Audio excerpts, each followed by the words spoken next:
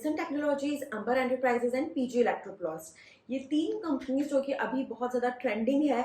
इसमें इन्वेस्टर्स को generally confusion है, लोगों को लगता है कि ये तीनों सेम सेगमेंट में ही डील कर रही है और किसमें बेटर है इन्वेस्ट करना। तो सबसे पहले समझते हैं कि इन तीनों में बहुत स्लाइट बट लेकिन डिफरेंस है। अगर हम रेवेन्यू वाइज बात करें, कंपेयर करें तीनों को, तो डिक्सन टेक्नोलॉजीज डेफिनेटली हेड कर रही है क्योंकि 18,000 से 20,000 करोड़ का रेवेन्यू है। उसके बाद अंबर एंटरप्राइजेज आती है with 5,500 to 6,000 crore of revenue, and then comes the PG electroplast जिसका 2,000 टू 2,500 करोड़ का रेवेन्यू है। अगर हम बात करें एक्सपेंशन की, तो तीनों ही कंपनीज एक्सपेंशन मोड पर है। हाउएवर तीनों का फोकस अलग है। जहां डिक्सन टेक्नोलॉजीज फोकस कर रही है एक्सपोर्ट्स पे, जो अंबर एंटरप्राइजेस है और पीजी इलेक्ट्रोप्लास्ट है वो अपनी मैन्युफैक्चरिंग को ज्यादा रिफाइन करने में फोकस कर रही है।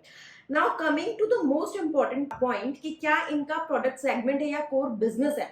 तो डिक्सन टेक्नोलॉजीज जो है वो प्रोड्यूस करती है इलेक्ट्रॉनिक डिवाइसेस। अगर हम बात करें अंबर एंटरप्राइजेस की, तो वो प्रोड्यूस करती है AC components, heat exchangers, and अगर हम बात करें पीजी इलेक्ट्रोप्लास्ट की, तो वो प्लास्टिक इंजेक्शन मॉड्यूल्स बनाती है, जैसे कि एसी ओडीएम आईओएम हो गया या फिर वॉशिंग मशीन के टब्स हो गए। इन तरह की चीजों में पीजी इलेक्ट्रोप्लास्ट बेसिकली डील कर रही है। अगर हम क्लाइंट्स देखें तो डेफिनेटली तीनों कंपनीज के पास बहुत स्ट्रॉन्ग कंपनीज उनके क्लाइंट है। डिक्सन टेक्नोलॉजीज के क्लाइंट है Samsung, lot many good clients are there in case of Dixon technologies.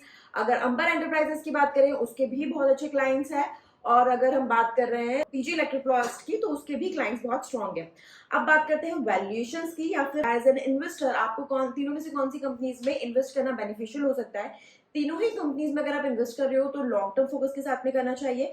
However अगर हम वैल्यूएशंस की बात कर रहे हैं तो अभी पीजी इलेक्ट्रोप्लास्ट मुझे सबसे अट्रैक्टिव लगता है।